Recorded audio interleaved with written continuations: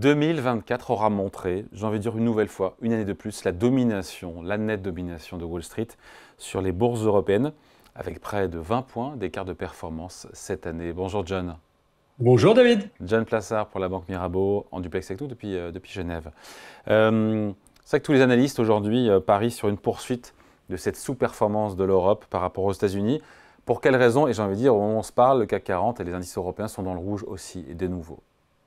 Alors, c'est assez simple, je dirais, parce que d'un côté, vous avez la majeure partie du consensus qui parie sur une croissance vigoureuse aux États-Unis. Il faut quand même rappeler ici que hier, la croissance du troisième trimestre aux États-Unis a été révisée à la hausse, à 3,1%, et sur le quatrième trimestre, les estimations sont de plus de 3%. Donc, on est dans une situation où en Europe, on est quasiment à zéro de croissance, si on est assez honnête soi-même. Et de l'autre côté, aux États-Unis, on continue à avoir une croissance même qui s'accélère. Après, il y a bien évidemment la question de l'arrivée de M. Trump au pouvoir le 20 janvier, qui devrait théoriquement baisser les impôts des entreprises. Et si on voit ce qui s'est passé lors de son premier mandat, eh bien, on avait eu aussi une surperformance des marchés américains. Et puis d'un autre côté, eh bien, évidemment, il y a les entreprises, il y a la technologie, il y a l'intelligence artificielle, alors qu'en Europe, on a une économie un tout petit peu, enfin, si on peut caricaturer, un petit peu plus mature que ce qui se passe aux États-Unis. Donc c'est pour ça qu'aujourd'hui,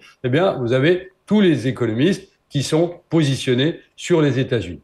Bon, si on est contrariant, quels sont les arguments de bonne foi en faveur du vieux continent de l'Europe?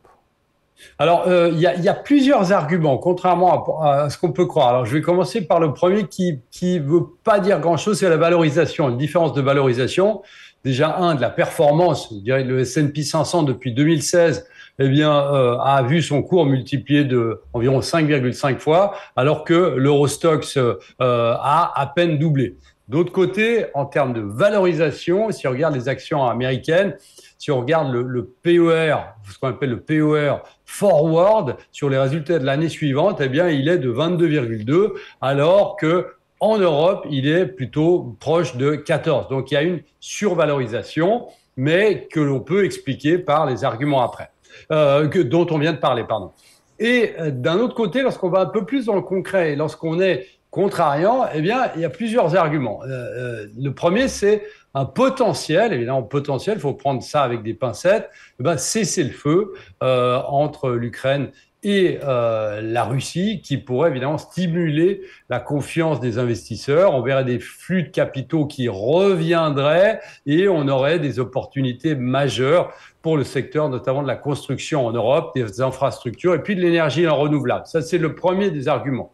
Le deuxième argument, qui fait un peu plus son chemin, c'est la modification du frein à l'endettement en Allemagne. Je vous rappelle quand même que en Allemagne, c'est zéro dépense, zéro déficit, et on est dans une situation où les nouveaux partis, je vous rappelle qu'il y a des élections qui vont arriver le 23 février prochain, et potentiellement, eh bien, si ça devait être adopté, eh bien, ça pourrait libérer de la ressource budgétaire importante pour stimuler la croissance allemande, mais aussi renforcer les investissements dans les infrastructures et soutenir par ricochet la zone euro.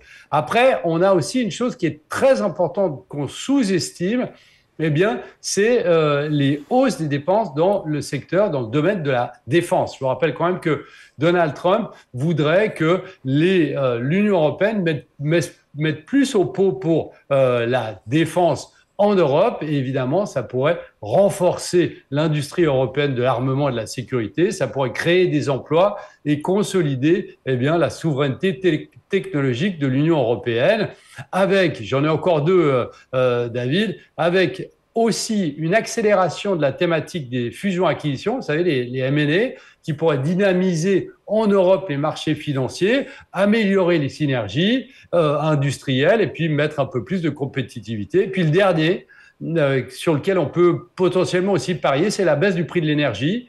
Donc ça réduirait fortement, évidemment, la pression sur les ménages et sur les entreprises, et ça leur permettrait de dépenser un peu plus, qui relancerait aussi la croissance européenne. Donc il y a des arguments qu'on peut entendre qui plaident en faveur d'un rebond des bourses européennes. Si tel devait être le cas, il y a des pays qui en profiteraient plus que d'autres?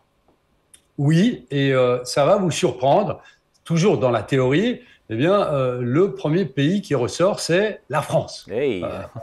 Alors, vous allez me dire que, évidemment, il y a d'autres problèmes politiques notamment, mais vous savez, si vous regardez les arguments que je viens de citer, lorsqu'on parle de reconstruction de l'Europe, de l'Ukraine, pardon, on sait que vous avez des entreprises françaises comme Vinci et Bouygues, par exemple, qui bénéficieraient de la reconstruction de l'Ukraine. Lorsqu'on parle de la défense, vous savez, pour l'OTAN, ce que je disais avant, vous avez des entreprises comme Dassault, Thales, Safran, qui profiteraient d'une hausse des dépenses militaires européennes. Lorsqu'on parle d'énergie, eh bien, on peut parler un peu plus d'énergie renouvelable, finalement, avec des entreprises comme EDF et Engie. Et puis, au niveau de la finance, eh bien, vous avez BNP Paribas et bien évidemment Société Générale qui pourraient bénéficier de la consolidation bancaire en Europe. Et puis, lorsqu'on parle de tourisme et lorsqu'on parle de dépenses un peu plus importantes du consommateur, eh bien, on peut parler d'Air France et d'Accor qui pourraient bénéficier de cette relance touristique due à une stabilité géopolitique. Donc, effectivement, c'est totalement contrariant. Et lorsqu'on regarde le paysage aujourd'hui, l'évolution du CAC 40 dont vous parliez avant, l'évolution de la politique dont vous parliez aussi avant, eh bien, on est dans une situation où, bien évidemment, pour mettre une pièce sur la France, il faudrait être un peu fou, mais c'est dans ces marchés, quelquefois être contrariant, regarder les arguments surtout, et il y a des arguments potentiellement pour la France, c'est pas aujourd'hui assez évident, mais potentiellement, dans le courant de l'année prochaine, eh bien, on pourrait avoir les astres qui se mettent devant l'Europe et potentiellement la France. Les planètes qui s'alignent, est-ce que Donald Trump, sans faire exprès de par ses excès ou le caractère erratique de ses sorties ou de sa politique, il pourrait aider, sans le chercher directement, aider l'Europe à progresser boursièrement en 2025? Oui, tout à fait. Et ça paraît assez bizarre, hein, mais c'est lorsque on dit souvent lorsque les États-Unis éternuent, ben, c'est l'Europe qui s'enrhume.